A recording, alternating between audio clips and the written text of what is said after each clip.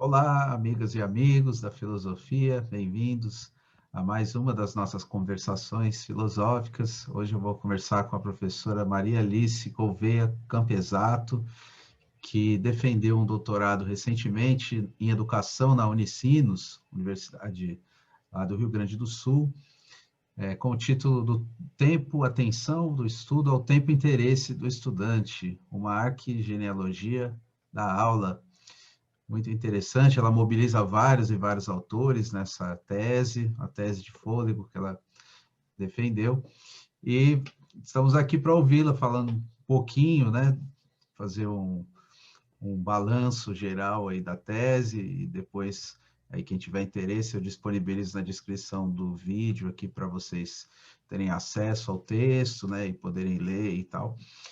Obrigado pela sua presença aqui, professora, e fique à vontade aí para explicar um pouco da tese e a gente vai conversando. Boa tarde. Boa tarde, Caio. Em primeiro lugar, assim, é com muita satisfação que eu participo desse programa, que é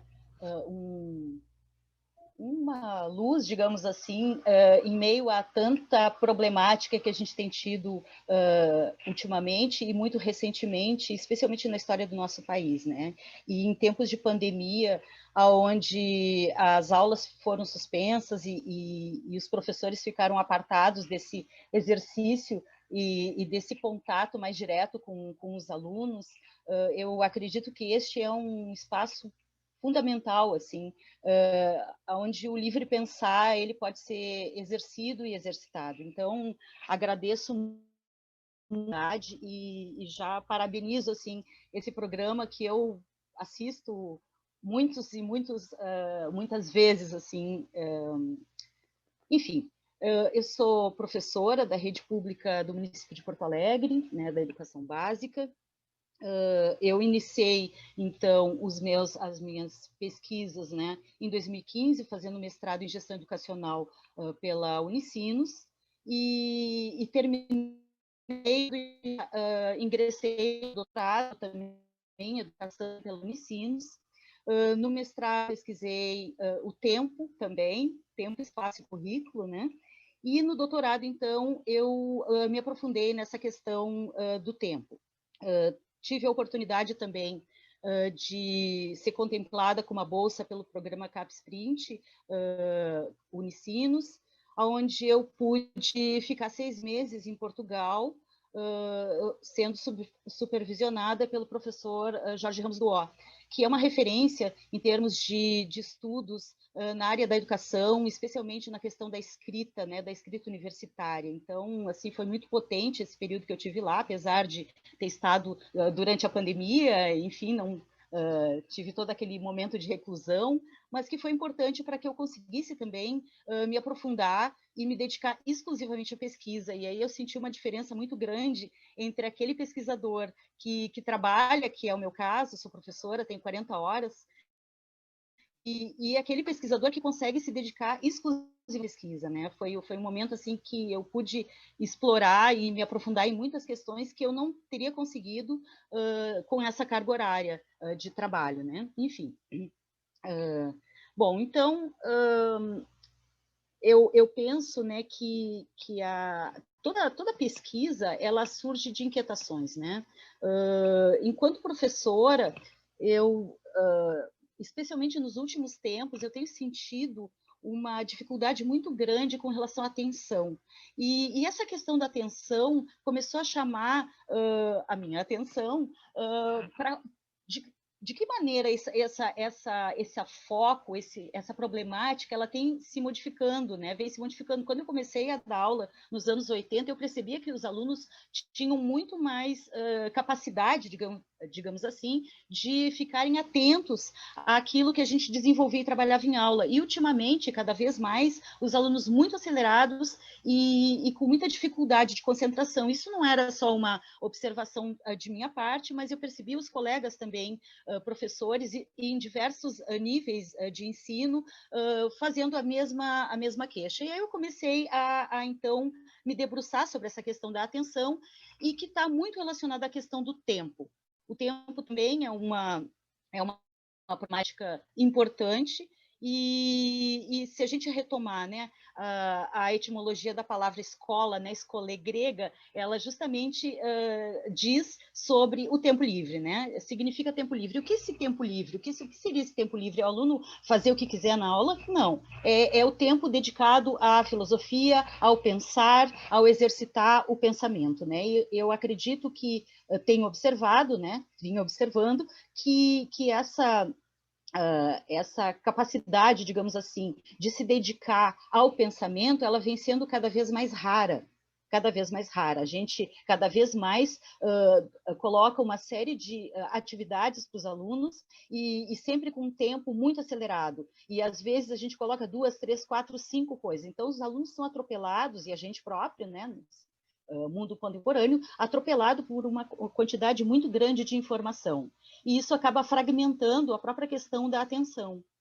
Bem, então, a partir dessas inquietações, né, duas em especial me chamavam a atenção quando eu iniciei, então, o doutorado, que uma é um regime discursivo que se coloca na contemporaneidade, trazendo, né, o professor, a aula, a escola, colocando esses elementos, essas figuras, em posição de obsolescência frente aos alunos, digamos, do século XXI. Né? Então, esse regime é muito forte, coloca, então, professor, né, isso a gente ouve frequentemente, né? A escola é do século XIX, o professor do século XX, e está em discordância, então, com os alunos do século XXI.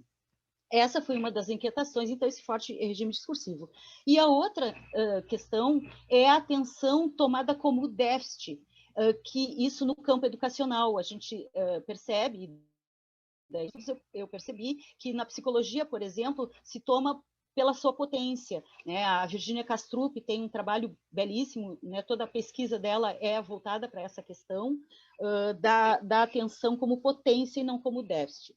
Bom, a partir, então, dessas duas inquietações, dessas problemáticas, né, eu resolvi, então, fazer a minha pesquisa, que se chama Do Tempo, Atenção, ao Tempo, ao tempo e interesse do aluno, uma arquigenealogia da aula. Então, antes de falar um pouquinho sobre a tese, sobre essa pesquisa que eu fiz, eu elenquei alguns elementos que dizem respeito ao próprio título, né? O que vem a ser o tempo, atenção, ao que eu me refiro, que foi eu conjuguei, né, o tempo e a atenção, assim como eu conjuguei o tempo com o interesse. Então, o tempo, atenção, seria aquela atenção suplementar, uma atenção, ou seja, uma não tensão, e que ela está ligada a experiências perceptivas que estão voltadas à invenção de si e do mundo, né?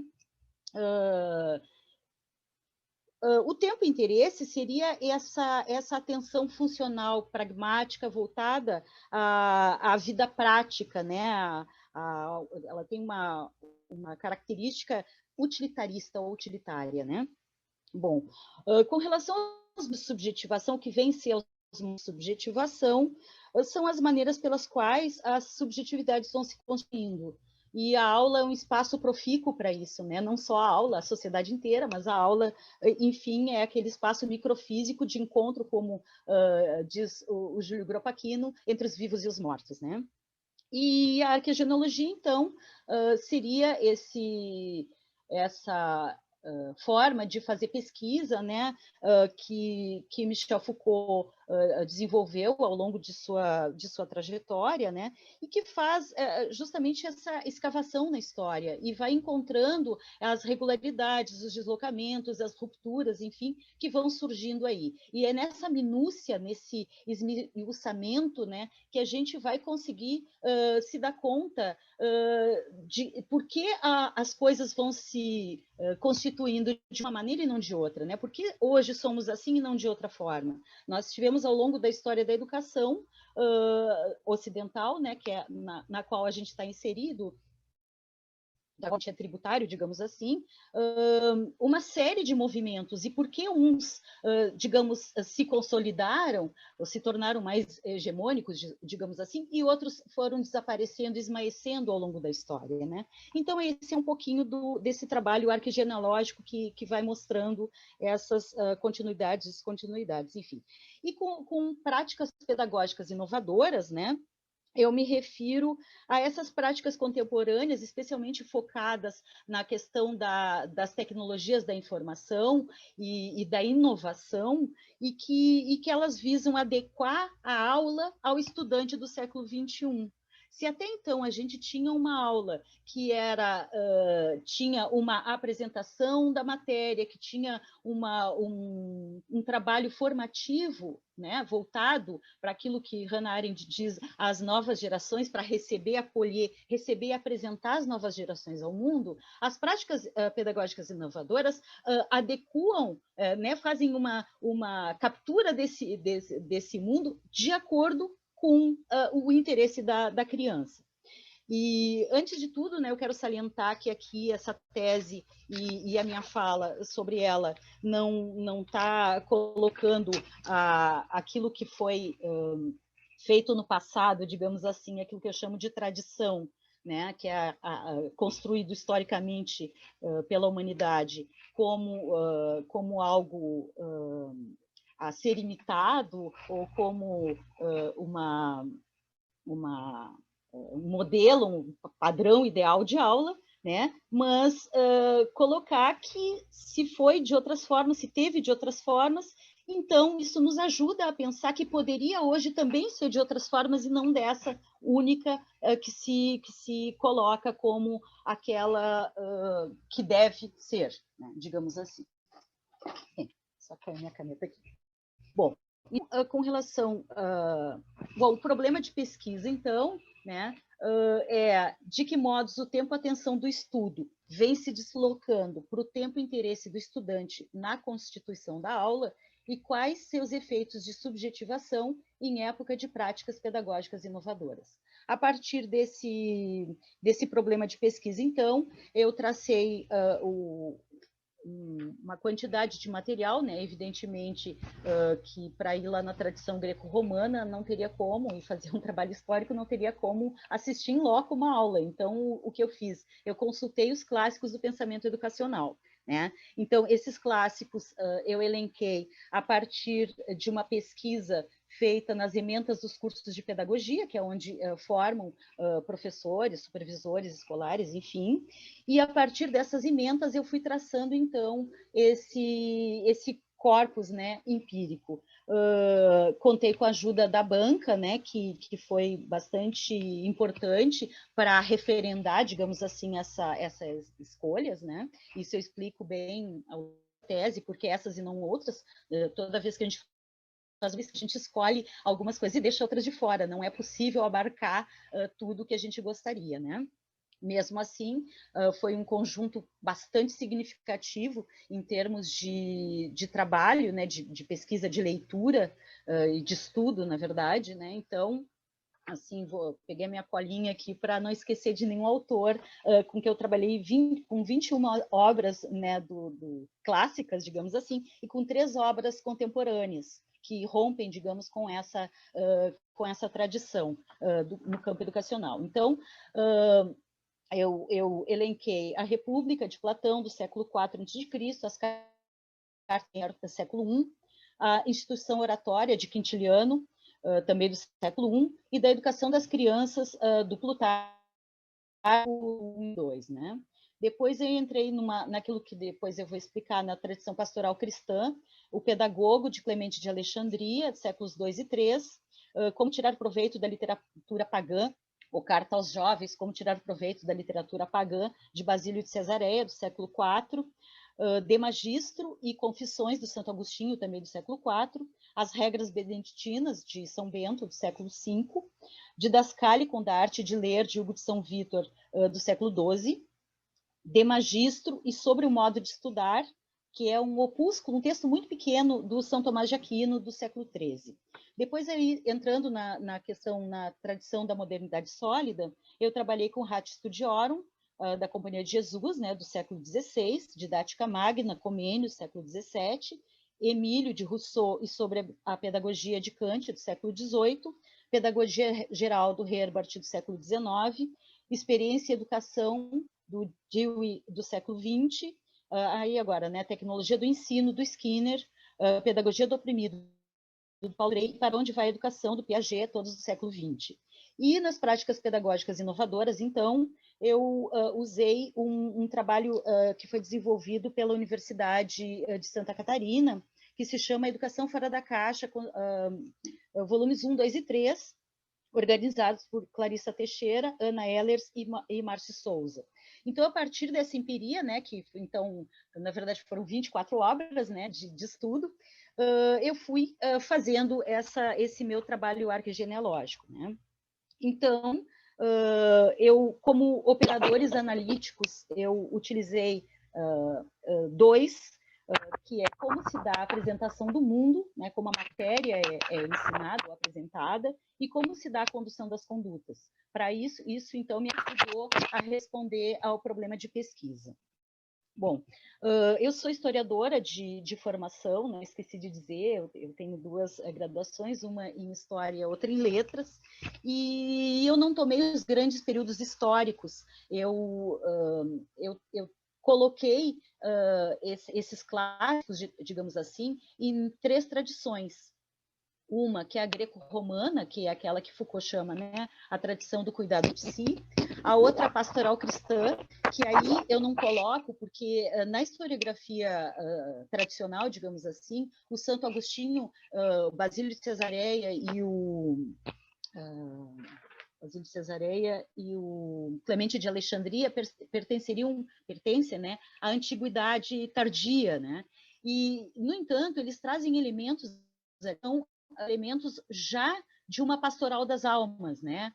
Como diria Foucault. Então, eu usei essa separação, digamos assim, essa distinção entre uma tradição e outra, então, a tradição voltada para esse cultivo, esse cuidado, exercício de si, e a tradição pastoral cristã, e aí que pega pega a antiguidade tardia e o medievo, né?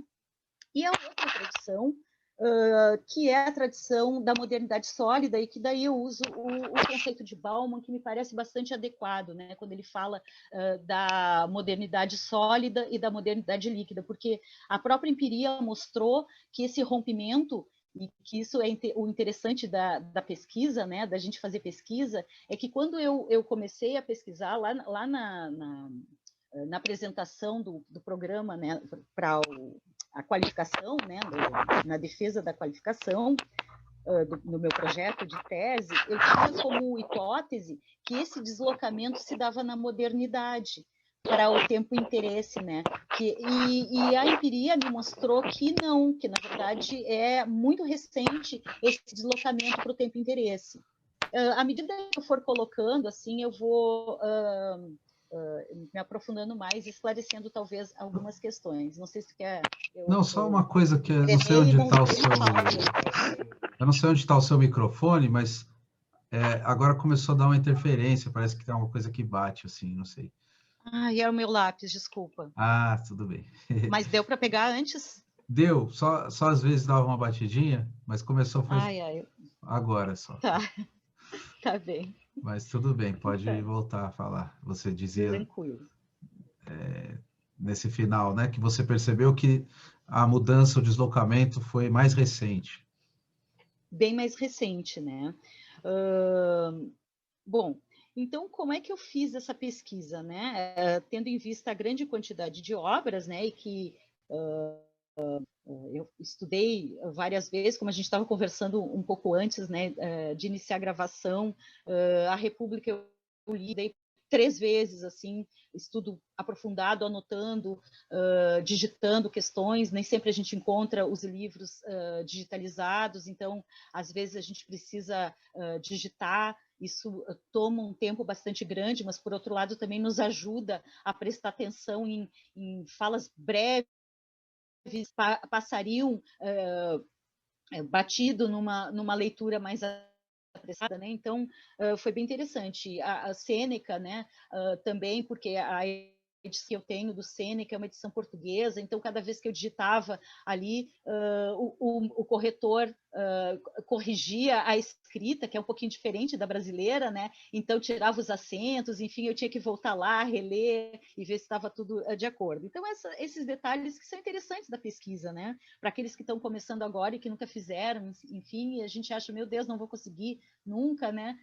Enfim, são questões interessantes. Bom, então como é que eu fui fazendo, né? Fui montando à medida que eu ia lendo esses autores, eu não sabia o que eu iria encontrar. Eu conhecia algumas das obras, né, mas não conhecia com a profundidade de um estudo, né? Conhecia de leitura e não de estudo, que é diferente.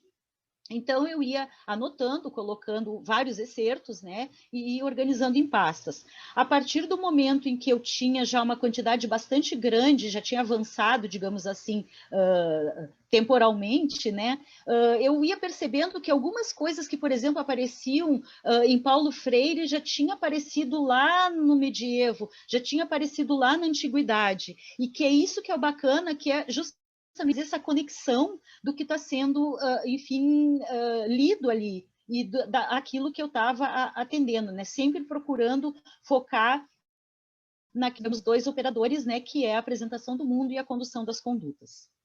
Bom, então, a partir disso, depois de toda essa leitura dessa separação, eu fui tirando os temas que me pareceram recorrentes ou que me chamaram a atenção.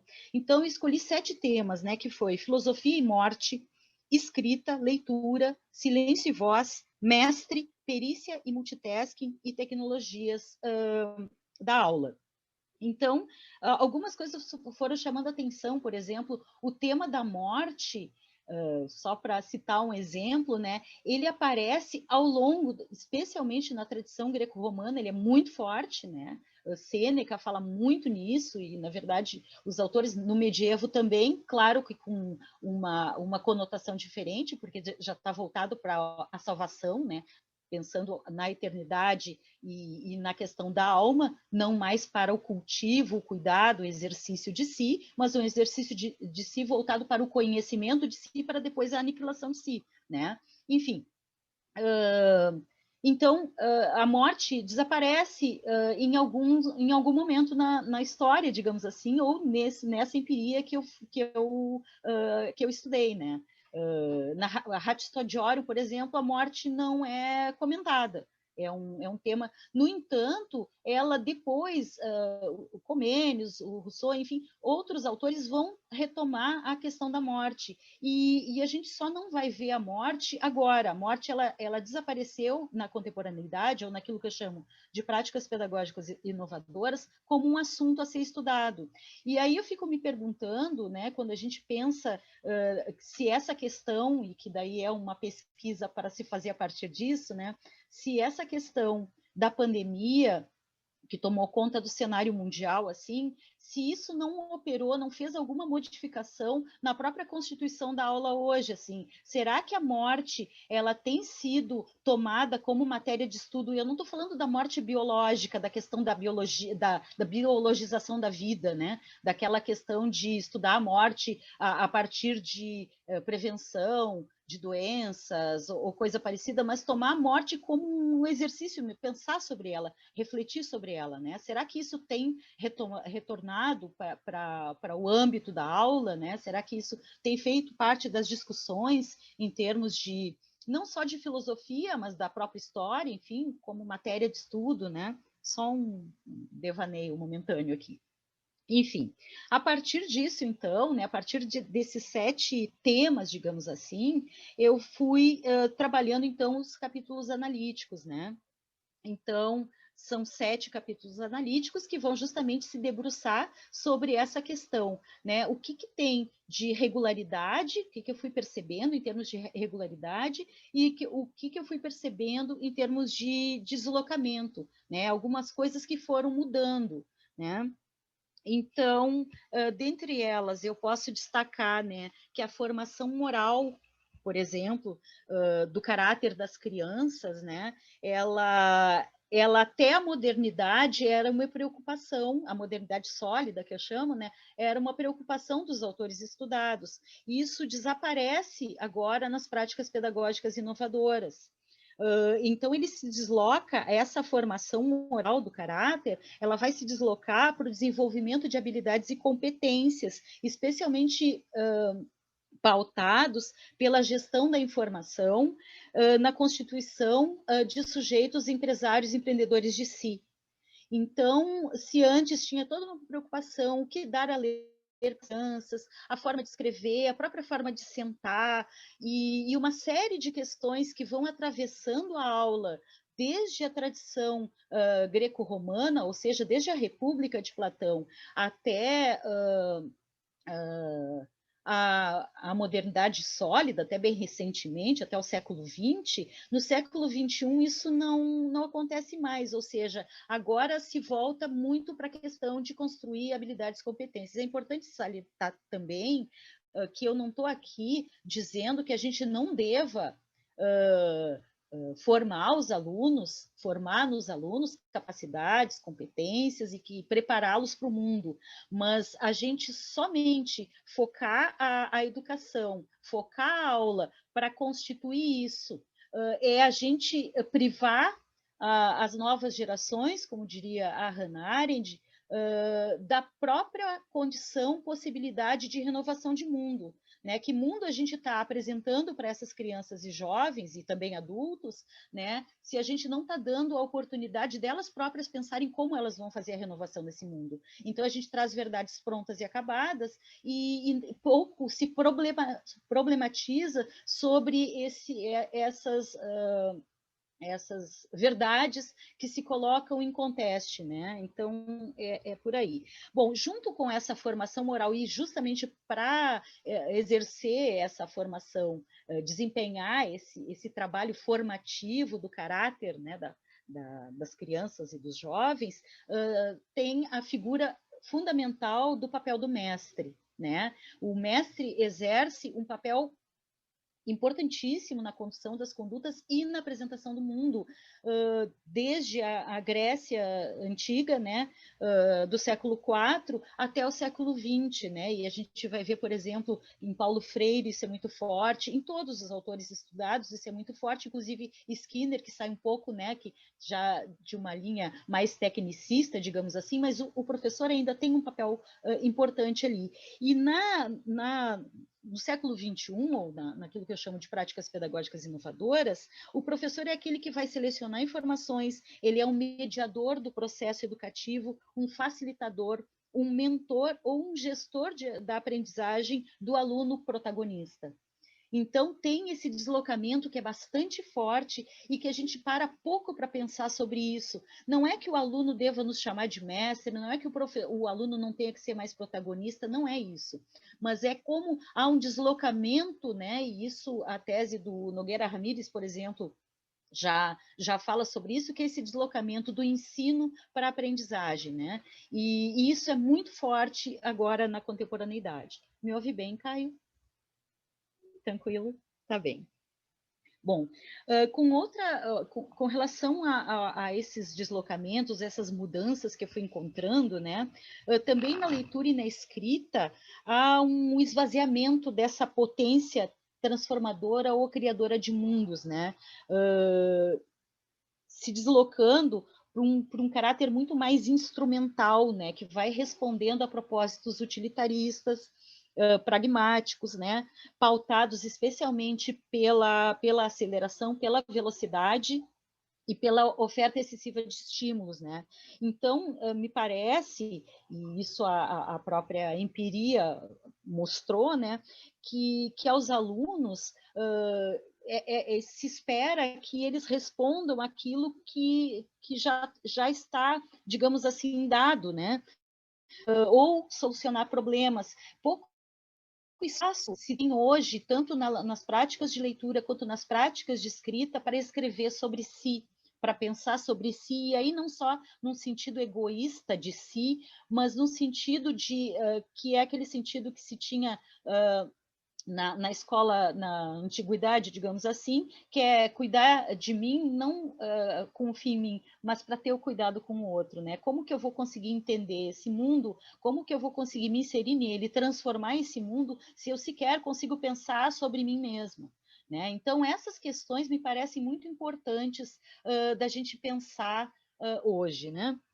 Bom, e também, né, a quantidade de exercício de escrita e que pouco a gente para perguntar, né, por que a gente escreve tanto e lê tanto nas aulas hoje? Por quê e para quê? Né? Com que propósito, né? Que se esse aspecto formativo, digamos assim, não está atravessado aí nessas práticas, né? Bom, se na tradição greco-romana e também na pastoral cristã a gente tem a leitura e a escrita tomadas como um modo do sujeito fazer mudanças sobre si mesmo, né? Ou para o cuidado de si, no caso da tradição greco-romana, ou para o conhecimento de si, no caso da pastoral e também no caso platônico, né? Porque a tradição pastoral cristã ela busca muito especialmente em Platão, né? E isso vai, digamos assim, tomar um corpo bastante forte, né? Na modernidade sólida, paulatinamente, a gente vai percebendo a entrada de habilidades, né? O Comênios já traz um pouco isso, a Ratio Studiorum, né, com aquela quantidade de exercícios pautadas pelo tempo, a gente vê lá no século XVI isso, né, muito forte, né, com tempo bastante, 15 minutos para aula de gramática, 15 minutos para leitura, enquanto faz a leitura faz outra coisa, enquanto o professor corrige, os alunos vão fazendo outra coisa, que a gente já vai percebendo se desenhar ali todo um movimento. No entanto, ainda mantém relação com a tradição, ainda não rompe com os autores clássicos, ainda não rompe com o estudo do que foi feito, digamos assim, no passado, né? E isso vai acabar modificando radicalmente nas práticas pedagógicas inovadoras e habilidades e competências, elas são muito pautadas pelo mercado e em que o empreendedorismo, né, é a chave de abertura, digamos assim, para um mundo globalizado e altamente competitivo, né? Bom, com relação ao tempo, a gente vê muitas mudanças também. Se o tempo, atenção, né, vê no ócio a condição para o estudo e para a prática filosófica lá na antiguidade e também para o cuidado de si, né, na tradição greco-romana, esse ócio ele vai se deslocar na tradição pastoral cristã como uma condição de possibilidade para o pecado. Né? Então, a gente vai observar, Santo Agostinho já fala isso, né, nas Confissões especialmente, e a gente vai ver, por exemplo, na regra de São Bento, né, as regras beneditinas ali, o quanto o ócio era considerado um problema. Então, ocupar mãos e mentes. Né? Então, enquanto os monges estavam rezando ou se dedicando à leitura, aqueles que fossem porventura alfabetizados e que pudessem se dar ao luxo da leitura, né, eles deviam estar fazendo os trabalhos manuais. Né? Então, a hora e elabora, né? Quer dizer, reza e trabalha, era aquele primado, digamos assim, das regras monásticas. Né? Bom, na modernidade sólida, o ócio já é algo a ser evitado, né? Porque num tempo cada vez mais marcado para a produção, né? E aí, claro, marcado por Cronos, em que tem toda uma organização, e a gente vai ver à medida que os séculos vão avançando, né? A gente vai ver todo o esquadrinhamento do tempo, né? E que o Foucault mostra de forma bastante explícita ali no Vigiar e Punir, né? Que toda essa questão da marcação do tempo, né? E do quanto esse tempo estava envolvido com o espaço e a cada gesto era esperada uma determinada resposta, né?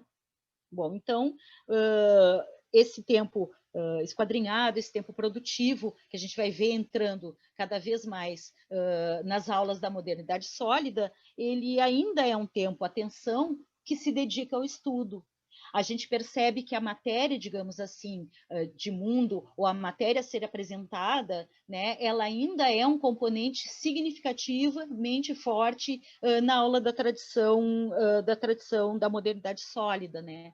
Ou seja, ainda há uma conversação com essa tradição. E é interessante também apontar, Caio, que os autores, ao longo dessas 3 tradições, todos eles trazem um apontamento que eu acho fundamental e que isso me chamou a atenção, que é a preocupação em que se faça uma coisa de cada vez.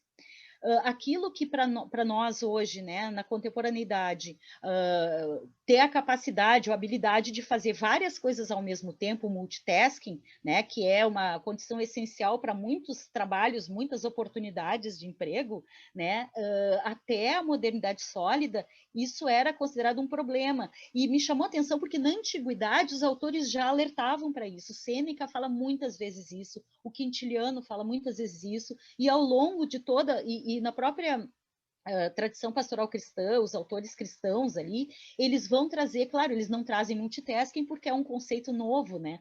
Mas eles trazem essa preocupação e essa questão de colocar horas específicas para as atividades que a gente vai ver nos mosteiros, por exemplo, medievais, né? Uma hora, por exemplo, a leitura é a hora da leitura, a reza é a hora da reza, a hora da refeição, o silêncio, ou seja, uma série de questões que são colocadas nos dá a entender que multitasking era algo que deveria ser evitado. Por quê? E daí o Sêneca fala de forma brilhante, né? Nessa questão de fazer as coisas com perícia. Né? Então, essa questão da perícia é algo que isso o Richard Sennett traz quando ele trata naquele livro da artesania, eu não estou lembrado o nome agora, mas, enfim, ele vai trazendo essa questão da perícia, né, com um detalhamento bastante grande. Né? Isso agora é algo que não está mais na pauta educacional, digamos assim, nem da sociedade e nem da aula, né? Já pegando o meu lugar, digamos assim, de estudo, né? Bom, então há um deslocamento do tempo atenção do estudo para o tempo interesse do estudante, que justamente se busca operar na captura da atenção do próprio estudante, ou seja, a gente oferece uma série de informações, de elementos, então tu tem na sala de aula um monte de cartaz, um monte de recursos de toda a natureza, com som, com vários elementos e tal, a própria aula, né, ela é cercada e rodeada muitas informações, muitas tecnologias, e a gente busca o tempo inteiro competir com isso tudo para capturar a atenção do aluno, né? Então, a atenção também passa a ser um valor de mercado, né? Basta ver basta ver o valor que é um segundo numa televisão, por exemplo, né? Da propaganda, quer dizer, o que eles estão buscando ali não é vender produto, é capturar a atenção, né? Então é importante é interessante, penso eu, a gente pensar nisso quando a gente está falando na educação atravessada pela filosofia e pela história, né? A gente vê como que vem acontecendo esses deslocamentos e como que a gente está hoje naturalizando algumas questões como se isso fosse sempre tivesse estado ali, né? Bom, a outra questão, né, é com relação ao silêncio e à voz, né? A arte da escuta também é percebida como produtora de passividades, né? Tu passar hoje em uma escola, especialmente numa escola de educação básica, né? Eu acho que na universidade talvez um pouco menos, mas na escola de educação básica, tu encontrar alunos sentados, ouvindo alguma coisa, ou um professor explicando, digamos assim, uma matéria, chama atenção e provoca certo constrangimento, porque parece que aquela aula está produzindo alunos passivos e obedientes. né? Então, o próprio silêncio ele é tomado como um problema hoje, num mundo em que a opinião e a tagarelice tomam conta, né? Então, é interessante a gente ir pensando nessas minúcias que vão atravessando a nossa aula, né? E porque também a gente fazer todo esse trabalho, né, arquegenealógico aí de buscar na antiguidade e ler tantas obras e tal, não é para ficar preso nessa antiguidade ou nessas tradições todas, mas é justamente para a gente pensar diferente do que pensava, né? Isso nos ajudar a fazer algo outro com o que temos, né? E com esse mundo e pensar em termos de educação o que a gente está deixando, que legado a gente está deixando para essas novas gerações, né? Para essa gurizada que está aí chegando no mundo, né? Um mundo que já estava, já existia antes da gente e que vai continuar, assim seja, né? Depois que a gente morrer, né?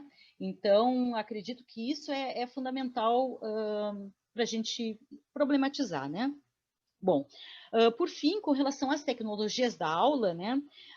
Na tradição greco-romana, a memória, junto com a meditação, ela é exercitada, né, constantemente e opera como um importante ferramental, né, de transformação de si. O estudo ele está articulado ao modo de vida, né, e que aí eu chamo na tese essas tecnologias como tecnologias do espírito, né, e daí eu pego, tomo o Pierre Hadot, especialmente o Pierre Hadot, quando ele vai falar da questão dos exercícios espirituais, aí que já tem algumas discussões no canal aqui, conversações filosóficas sobre isso, né, sobre o trabalho de Pierre Hadot, que é bastante importante, e vai se deslocar então, né, desses exercícios espirituais, né, que são aquelas anotações, que é passar em revista, né, aquilo que foi feito durante o dia, não como uma culpa que depois o cristianismo vai tomar, né, a tradição pastoral cristã vai tomar, né, como uma culpa, vou olhar o que eu fiz hoje para não pecar ou me culpar ou coisa parecida, não, mas para modificar o modo de ser do sujeito, né, para que no dia seguinte ele tenha outras ações.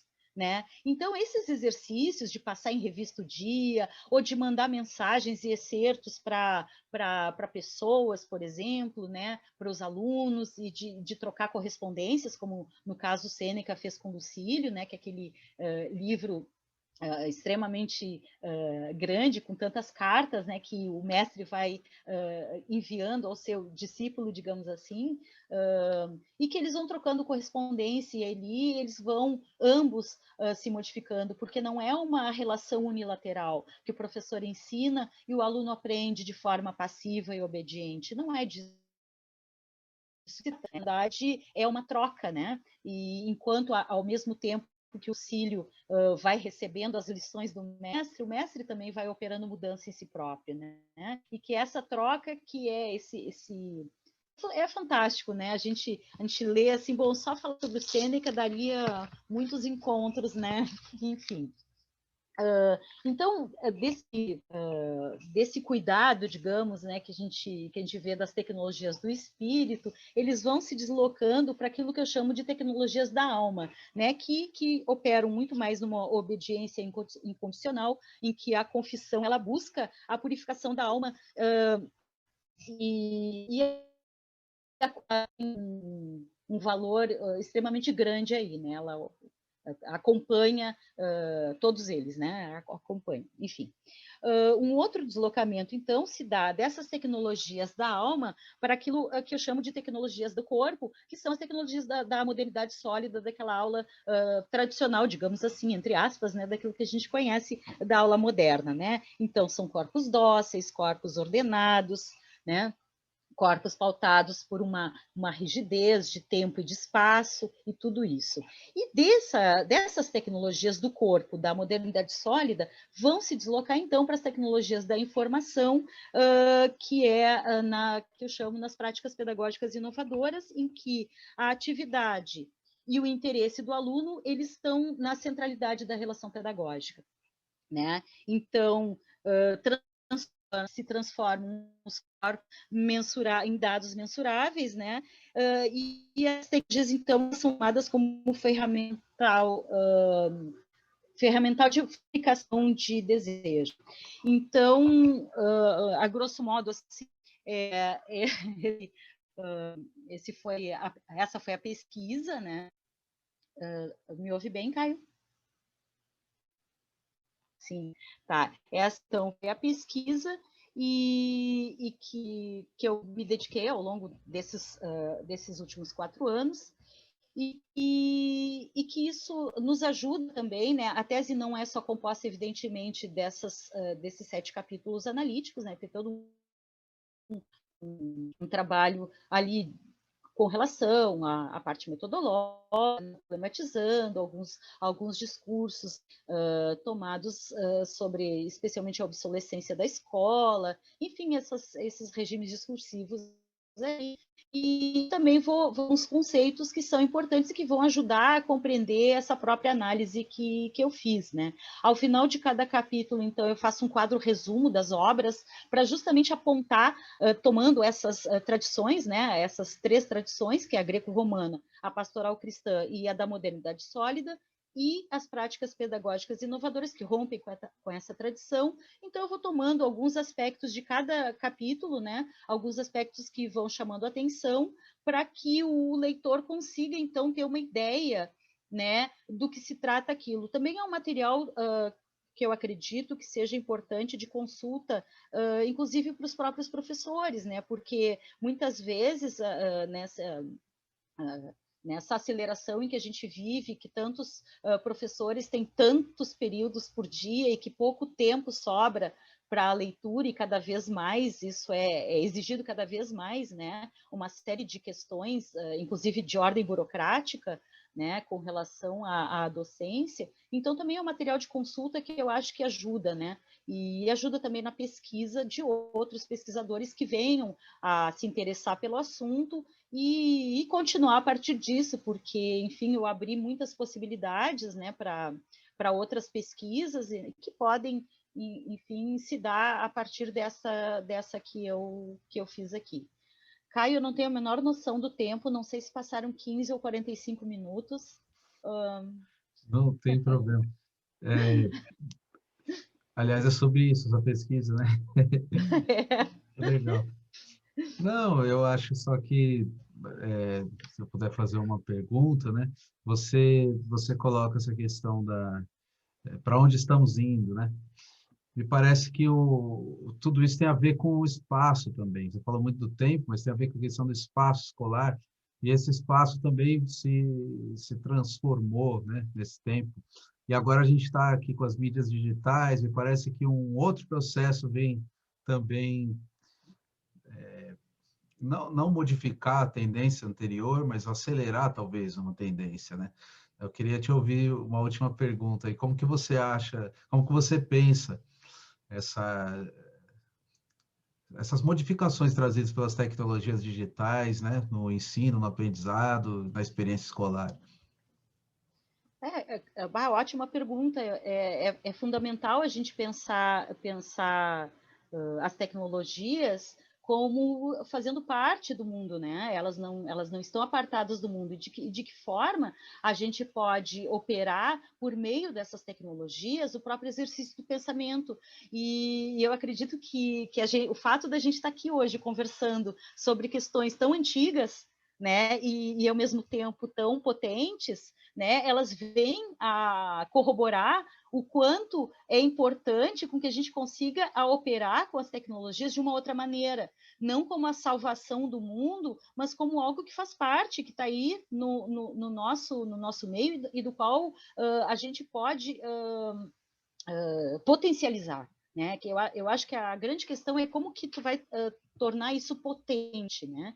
E eu tenho participado de algumas oficinas e já oportunidade de desenvolver oficinas e formação, enfim, durante a pandemia, né? E alguns estudos que se fez de forma coletiva encontros com pessoas que, se a gente fosse colocar num único espaço físico, digamos assim, a gente teria uma participação muito menor em termos numéricos, quantitativos, tem no meio digital.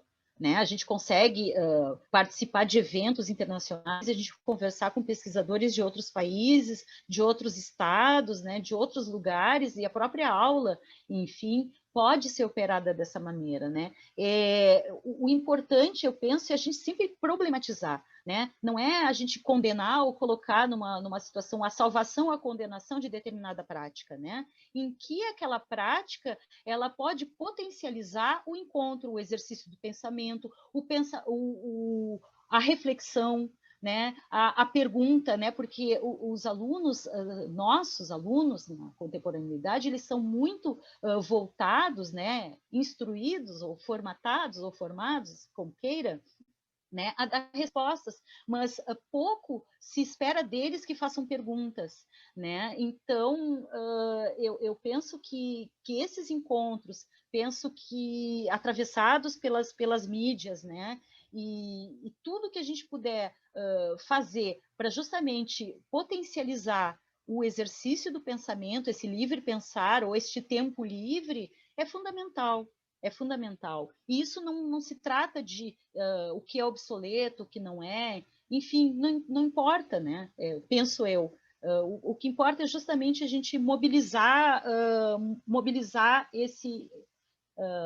essa prática filosófica, na verdade, né? Que a gente foi se afastando, né? Foi deixando, digamos assim, foi tomando uma linha mais utilitarista em termos educacionais, né? Eu, no final aqui, Caio, eu não sei se eu respondi a pergunta. Eu não sei se no final da tese, já não lembro mais se é no final da apresentação dela, mas eu escrevi uma partezinha, assim, 2 parágrafos, que eu acho que seria interessante ler, não sei se dá tempo. Dá tempo? Pode ler, e assim, com isso você já pode depois encaminhar aí para as últimas considerações. Pode ler, sim. Tá bem. Então, eu falo, se hoje as crises ambientais, de representatividade, de instituições, de valores, crenças, educacionais, etc., se desdobram como um castelo de cartas a desmoronar, em que o mundo anuncia seu fim, é possível pensar que, como sugerem Débora Danovski e Eduardo Vieira de Castro, cito, falar no fim do mundo é falar na necessidade de imaginar, antes que um novo mundo, em lugar deste nosso mundo presente, um novo povo, um povo que falta, um povo que creia no mundo que ele deverá criar com o que de mundo nós deixamos a ele. Fecho citação. Que mundo estamos deixando para que possa ser criado por um novo povo, como sugerem Danovski e Vieira de Castro, ou pelas novas gerações, como refere Hannah Arendt? Essa é uma pergunta que permeou o estudo que realizei nos últimos 4 anos e que toma visibilidade neste momento. Caberia perguntar se estamos sendo responsáveis o suficiente com nossas crianças e jovens ao imprimir-lhes marcas de um mundo pautado pela aceleração, pela fragmentação, pelo individualismo, por fáceis opiniões, pelo excesso. Não seria já momento de perguntarmos-nos sobre o que pode uma aula? De suspendermos a velocidade que nos acompanha diuturnamente e nos faz não ter tempo para sequer pensar sobre a vida? De fazermos uma leitura ruminada, sem pressa e sem ter que emitir esse conteúdo ou a intenção do autor? De escrever com a calma e a atenção que a escrita exige, voltando tantas vezes quantas forem necessárias, até que tenhamos conseguido estabelecer com ela, como diz Deleuze, cito, um caso de devir sempre inacabado, sempre em via de fazer-se e que extravasa qualquer matéria vivível ou vivida, fecho citação. De fazermos mais perguntas sem ter que respondê-las todas, de voltar nossa atenção às novas gerações que habitam o espaço áulico, equipando-as para que elas possam pensar novos mundos possíveis. Com isso, então, eu encerro essa apresentação. espero que esse trabalho ele venha auxiliar aos professores, aos pesquisadores, enfim, aqueles que estão no campo da educação, da filosofia, da própria história, né, a pensar de outras maneiras, que eu acho que esse é o grande, digamos assim, usando uma gíria bem comum, o grande barato que eu acho que é da pesquisa, né? É justamente a gente pensar diferente do que a gente pensava antes, né? Da pesquisa, do estudo, enfim. Então, espero ter contribuído, né? Agradeço muito pela oportunidade. Como eu disse no início, esse é um canal muito potente, é um espaço profícuo para o exercício do pensamento e que eu acho que a gente está carecendo disso cada vez mais, né? A gente vê atravessado por uma série de questões, inclusive negacionistas e de outras ordens, assim, que eu não vou nem entrar aqui, né? Mas que esse espaço é um espaço fantástico para que a gente consiga estabelecer conversação e pensar diferente do que a gente pensava antes. Então, te agradeço muito, Caio, e parabéns por essa iniciativa fantástica. Obrigado, professora Maria Alice, eu que agradeço, foi ótimo, espero que o pessoal que tenha assistido aí também tenha gostado. Sempre peço para deixarem aí os comentários que vocês acharam, eu vou pôr na descrição do vídeo aqui o link para sua tese e também de outras coisas que você queira divulgar, outros textos, aí fique à vontade, depois você me passa, eu coloco aqui. E vamos então encerrando aqui essa conversa. Obrigado, professora. Obrigado a todas e todos que assistiram aqui. Fiquem ligados nas próximas conversações filosóficas.